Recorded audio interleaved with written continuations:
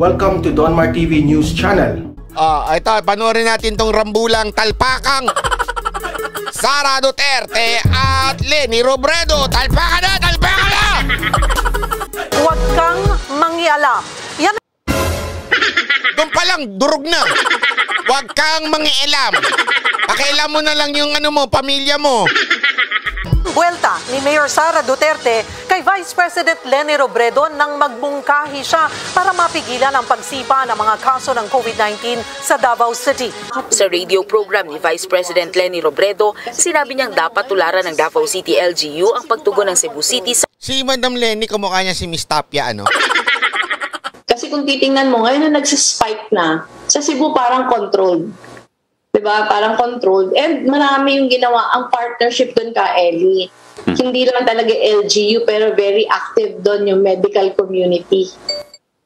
Sagot naman ni Davao City Mayor Sara Duterte, dapat iwasan ng pangalawang pangulo ang pagbibigay ng payo kung hindi naman niya alam kung ano ang nangyayari sa ground.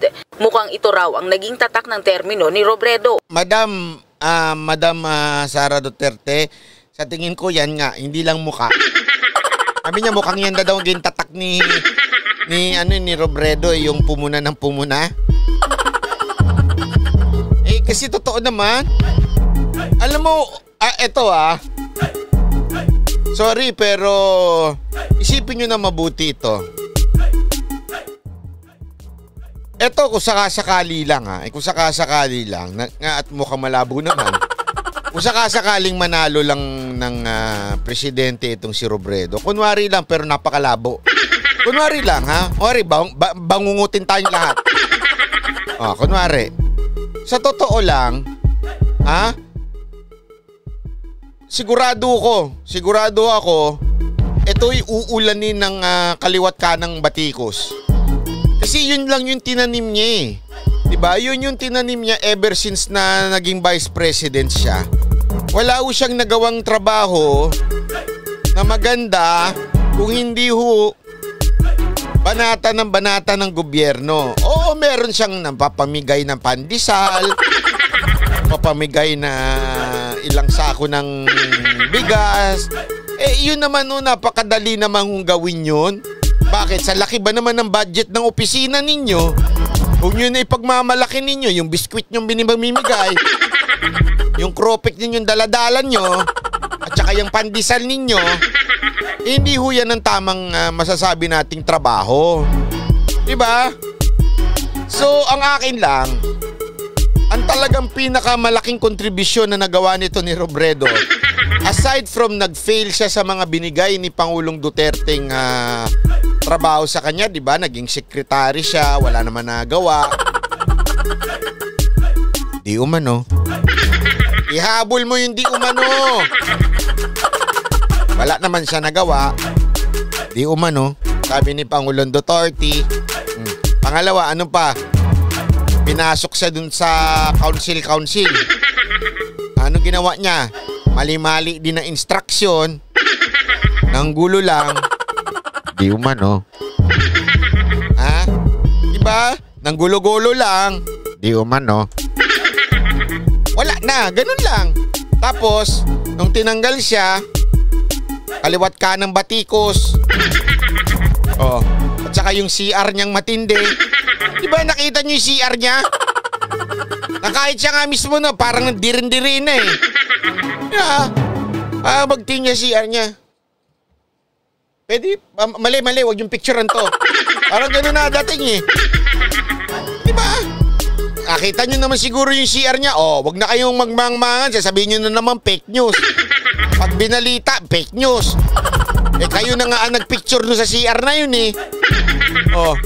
If may nagawa kang maganda, Madam Leni Robredo, ito seryoso na ito. Kung may nagawa kang maganda, Madam Leni, ayan, sige, okay kang bumatikos kasi ibig sabihin ng pagbatikos mo, meron akong nagawang sa tingin ko maganda na ayos ko. I have the moral authority to give you advice na ito, sundin niyo yung sa Cebu, ganito ang dapat ganito. Hindi ho. Madam, ang tagal na ho ng mga Duterte sa Davao at ang ganda ng pamamalakad ho dyan sa Davao. Sa katunayan, isa nga ho yan sa pinakamaunlad na bansa, na city sa Pilipinas. Okay? Hindi dahil sa matataas ang building, hindi ho sa ganun. Pero dahil sa maayos, mabilis ang mga patakaran, maayos sa City Hall, maganda ang pamamalakad. Para punahin ninyo, madam, medyo sa tingin ko lang kapal ho na mukha ninyo. Sa tingin ko lang naman yun.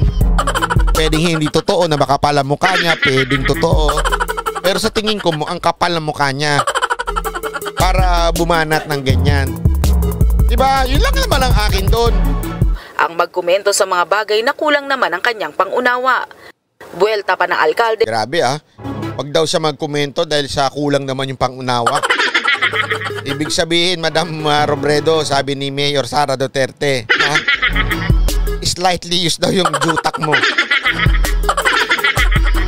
Ay nako, di umano. Di ba? Sa totoo lang, medyo slightly used lang yung jutak mo. Wag mo na, wala ka sa pangunawa. Parang awa mo na. Mahina ang jutak mo. Yun ang Oy, ako'y nagkukomento lamang sa sinabi ni Mayor Sara. Na mahina ang jutak mo kasi wala kang pangunawa O sige, ano ba ibig sabihin ng walang pangunawa? Saan ba nanggagaling ang unawa? Sa jutak, Ano ibig sabihin ng walang unawa? Walang jutak, di ganoon. Di umano. Hindi, di ba sa tingin ko lang naman ganun yung Yun ang sinasabi ni Mayor Sara Duterte, Iwasan ni VP Leni ang paggamit sa COVID issue sa pamumulitika. Yan. Iwasan niya kasi, alam mo, ito talaga ang, ito ang tatak-dilawan. Ang tatak-dilawan, gamitin ng lahat ng bagay para siraan ng administrasyon o yung kanilang kalaban ay para siraan kahit yung mga tragedy na nangyayari sa Pilipinas. Tulad ng mga COVID, tulad ng mga sakit. Yan hilig nila. Diba? Kung maalala nyo nga, ang hilig ng mga dilawan, gumamit ng patay na tao para maiangat yung sarili nila. Ganyan yung tatak-dilawan May tamang panahon daw para bumanat sa kanya si Robredo kung nagbabalak man daw ang bise na tumakbong Pangulo. Nagbabalik. Alam mo, ang tindi ng logic na yun tingnan natin napakaganda nung sinabi niya yun BP should not attack the medical community of Davao City as being inactive. Ayun na. May kasunod pa yun At bakit wala dito yung kasunod? Ayan. Should refrain from giving advice if she knows nothing about what is happening on the ground. This has been hallmark of the term. Mas meron pang kasunod. Kung gusto niyang umatake, may tamang panahon dito. Parang sinasabi niya, sige, relax ka lang dyan. Umatake ka, magdebate tayo sa tamang panahon.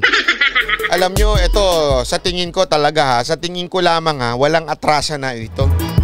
Walang atrasa na ang pagtakbo ni Mayor Sara Duterte. Diba sinabi ko naman sa inyo noon yung Sabado pa lang yun Sinabi ko na sa inyo na Monday may malupit na mangyayari. At yung Monday na yun, sunod-sunod na yung pahiwatig ng kampo ni Mayor Sara Duterte na talagang tatakbo. At sabi niya may panahon sa lahat ng bagay. Hindi naman niya sinasabing, hoy, wag kang makialam. Hoy, wag kang hindi ganun Sinasabi niya, may panahon para mamulitika. But this is not the time. Why? Hindi to makakatulong. Yung pagsasalita mo, hindi makakatulong sa mga Davaoenyo. Hindi yan makakatulong dahil wala kang alam pagdating mo dun sa ground. Hindi mo alam kung ano yung nangyayari. So para mangialam ka dun sa mga councilor, sa mga mayor doon, sa mga patakaran nila doon, wala kang alam. Huwag kang mangialam. Isipin nyo ito Look at the leadership of Robredo and President Rodrigo Duterte. Naalala nyo yung may issue patungkol dito sa Cebu, yung hindi sumusunod sa IATF, kina-quarantine muna sila, di ba? Dito sa Maynila, kina-quarantine muna, after 7 days doon tinitest. Sa Cebu, pagdating doon tinitest na. Pag nag-negative, papaalisin na. Papaalisin na ng quarantine. Ano ang ginawa ni Pangulong Duterte? Pangulo na siya nito ha. Remember, he is the president of our country. He has all the authority. And yet, ang ginawa niya, tinawag niya si Gwen Garcia. Tinawag niya, pati yung mga regional director ng DOH doon, tinawag niya at magpaliwanag, usap tayo. Ano ba ang tamang paraan o ano ba? O, ngayon pinasasubmit yung DOH na mga analysis nila. Tapos ngayon pinatutupad na sabi ng IATF, dapat sundin na Cebu. Ang sabi naman ni Governor Gwen, iniimbitahan niya yung mga taga-DOH sa sinasabi ni Duque na eksperto. Ibig sabihin, simple lang. Merong usap na nangyayari. Hindi atake ng atake sa social media o kaya sa mainstream media. Hindi ganun ang ginawa ni Pangulong Duterte. Isipin nyo to ha. The president can do that. He is the president of our country. Pwede niyang sabihin, hoy, Governor Gwen, sumunod ka. Pwede niyang sabihin yun eh. Diba? Hindi, pinatawag niya. Pinatawag niya si Governor Gwen. Nag-usap sila. Oh. Ibig sabihin, pinakinggan niya, inintindi niya yung nangyayari sa Cebu. Si Robredo, walang ganun. Sana nga, kung gusto niya talagang intention niyang tumulong, abay, sumulat siya kay Mayor Sara at kinausap niya ng personal. Diba? Pwede naman eh.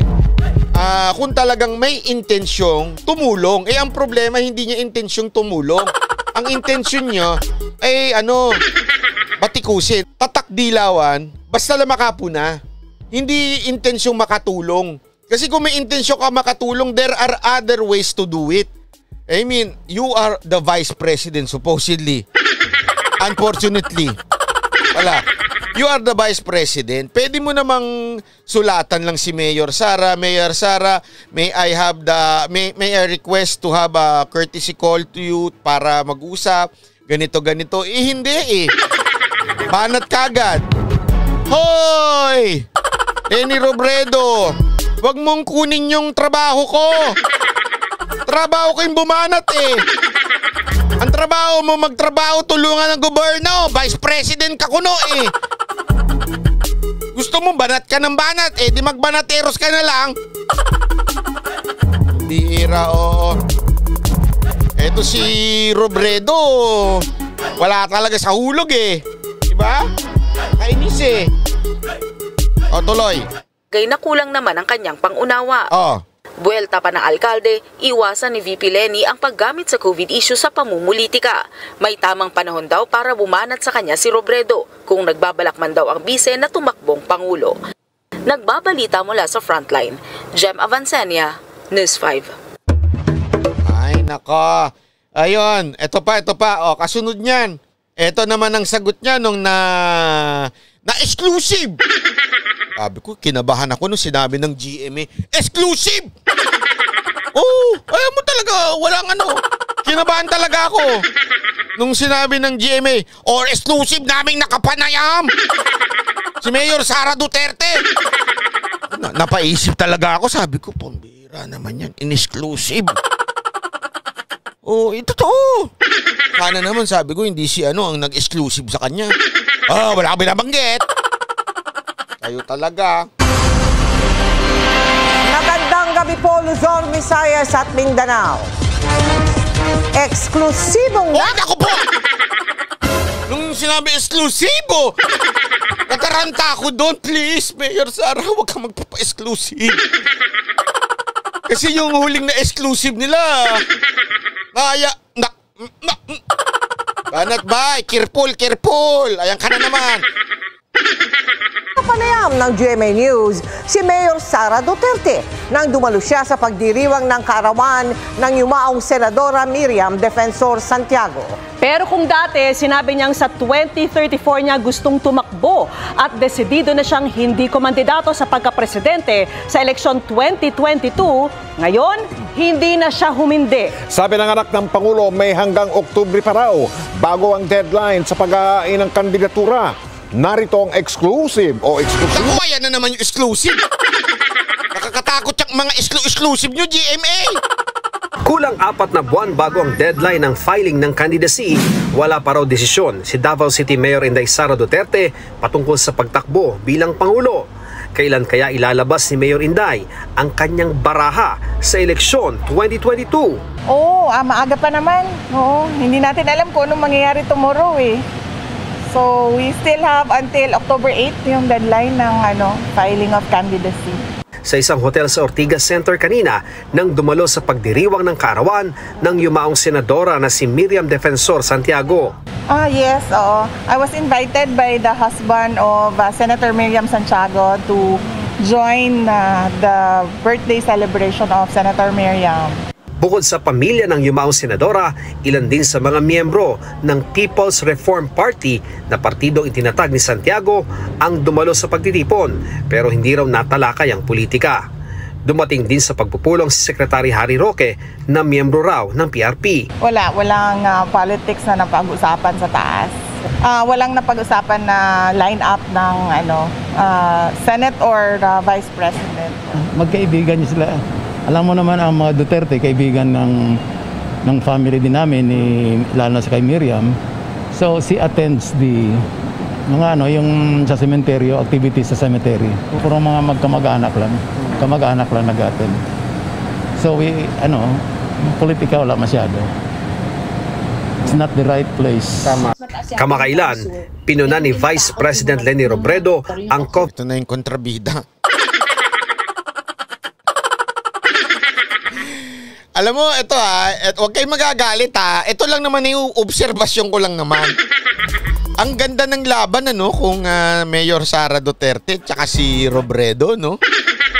Itsura pa lang yung isa ang amo-amo, pag nagsalita ang amo-amo. Itsura nito, tingnan mo na lang. Pero makikita mo kagad yung aura Alam mo yung aura? Yung aura ng itsura ng tao, pag ito, alam mo ito, talagang itsura pa lang nito, alam mo nang kukontra sa buhay mo ito. May ganung itsura di ba? Pag nakita mo pa lang, di ba yung itsura pa lang ni Leni Robredo, parang hindi ko pagkakatiwalaan ng bansa ako dito. Itsura pa lang parang negative na sa buhay. O hindi katulad ni Mayor Sara, parang may bagong pananaw, bagong parang agila ang dating. Ito si Robredo, parang kagad Sabi nga nila parang amunyo, parang ganon. Di umano yun COVID-19 response ng Davao City. Tugon ni Mayor Inday. Yes, oo.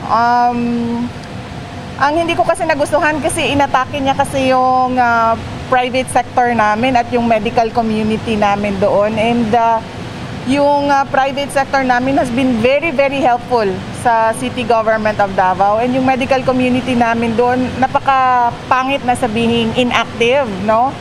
Kasi they've been silently suffering and working hard doon sa Davao City. So, hindi pwedeng basta ganunin na lang.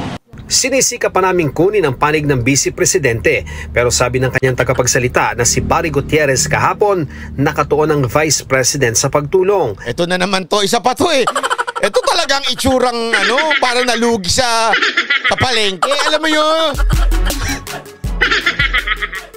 Hawig ni Dr. Kwak-Kwak to. Banat bay na may personal ka na, di na tungkol sa politika, papaliwanag ko sa iyo, Dexter, kung bakit tungkol sa politika. I am not saying na ugly sila. That's not what I mean. What I am saying, kitang-kita mo na yung aura ng pagiging negatibo sa buhay. Yung pagiging negatibo sa buhay, kasama sa politika yan. Yung kontra ng kontra, yung parang may gagawing maganda yung isa, ayos-ayos ng takbo, biglang dahil sobrang itsura niya, negatibo na, ay hindi, mali ito, dapat ganito, ganyan, ganyan.